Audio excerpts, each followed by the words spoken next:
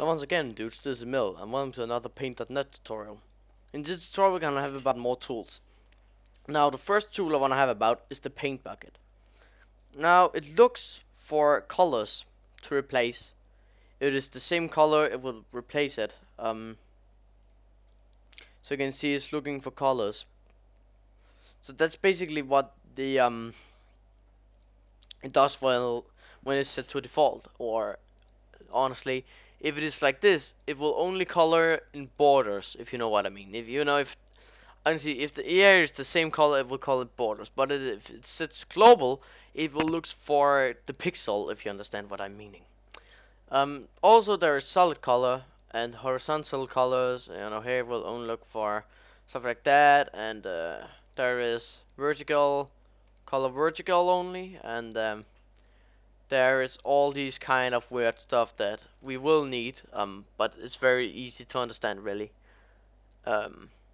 Very easy, honestly. So there's not much to that, honestly, not at all. So that's that one. So that is the gradient tool. Now the gradient tool is a little bit hard to understand. I'm just gonna go up here in his history and to last tutorial. I'm gonna go up here. Alright, zoom back to, I'm actually gonna zoom back to the magic wand here. Okay, now the textures are clean again. So whenever you're using the gradient, you have a few options. You can make it like this, like a shadow here. It comes to delete mode of the picture, or you can do it like this, where you like, it comes where you point the mouse, honestly. Or you can select this one, which makes it, how much you stretch it. Or this one, which makes like a big, circle, and this one, which honestly just look like an asshole.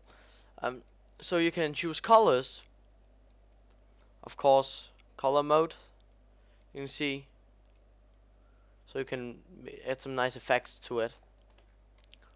And also, there is override and normal blending. So if we go ahead and go back to our magic wand again, I'm here actually. Alright, and we then select that. You can see it just covers everything.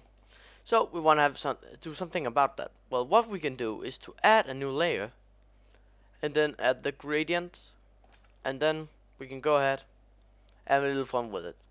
So I'm gonna select the transparency mode. And where was it? Oh, there it was. And in here I can tell it to be able to look through all the textures, honestly. So you can see if you have it on the visibility, you can't see anything. So what we'll need to do is to add the color mode here, and then we'll need to have, oh sorry, this is not what I want to do.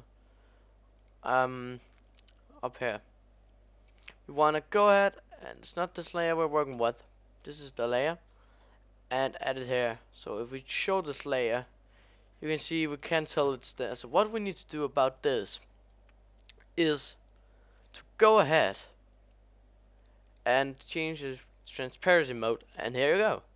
So here it gets over the screen. So here you can see is a good example. I know it's a little bit harsh, but it works. Alright, so I'm gonna go ahead and alright, there again. So it'll delete this layer, honestly. So what we have now is the paintbrush. I've already told you about this, but as you can see, I haven't told you about this. When you choose different modes up here, it will color that way, and this is very fun and unique, actually, and very useful. When making textures, actually, you can make some pretty awesome looking stuff with it. And also there is Antialising disabled, so it will look more like this. But if you have Antialising on enabled, it will make shadows and stuff like that. So that looks more nicely. The eraser, as I told you, just deletes the background totally. There's nothing new about that. Then there's the pencil, color every pixel, no Antialising. And then in the next tutorial we'll have all the other stuff. So we're actually gonna finishing a lot up in the next tutorial. I know this looks like chaos. I'm just gonna undo that.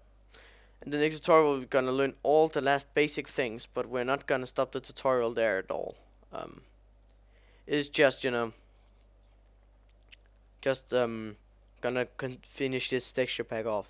So thanks for watching, guys. I hope you enjoyed, and I'll see you here in the next tutorial.